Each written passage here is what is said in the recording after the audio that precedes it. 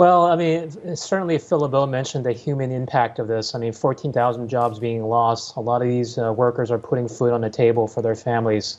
So my condolences to those who are losing their jobs. However, from the business perspective, it does make sense from the business perspective. The reality is that the consumer tastes have shifted. They're no longer buying sedans. They're buying large SUVs. They're buying pickup trucks. They're buying more luxury brands like Cadillac.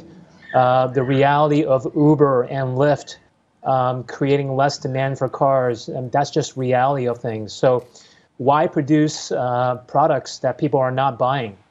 So from that perspective, I think it does help, even though you have some losses now in terms of jobs, it may help to prevent a 2009 type bankruptcy where GM just got too large, too bloated for an operation structure, and eventually more jobs were lost.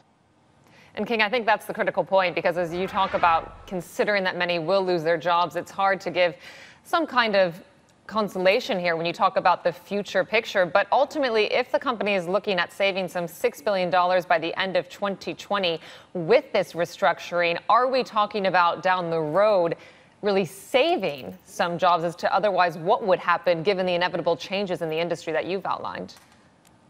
Well, I do believe that there is a plan to create jobs. It's just not going to be in the production of small sedans or mid-sized sedans. GM is heavily investing in their self-driving vehicles, car automation. That requires a lot of resources in itself. By 2023, they're expected to have roughly 20 cars that are fully electric globally.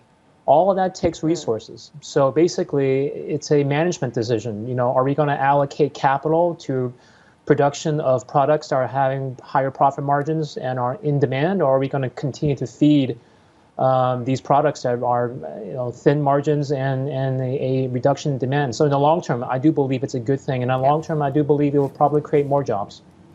And King, I do wonder if there is a message in here to other executives at other companies coming from President Trump here. He has showed us just how displeased he is by this announcement from GM. But as an investor, do you worry about the idea of the commander-in-chief from the White House telling a company what they should do when it comes to jobs, when it comes to plant closures? Well, I mean, in some senses, he does have a point that GM did receive a bailout from taxpayers, from the U.S. taxpayers, when they're in their time of need.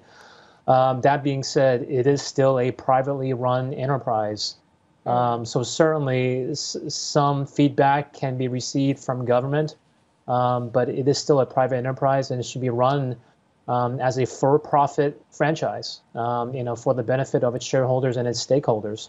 So, for Trump, I think it's especially sensitive issue for him, just because his whole administration, if you will, his whole program is run about creation of jobs. So I think that's why he's much more sensitive to this topic.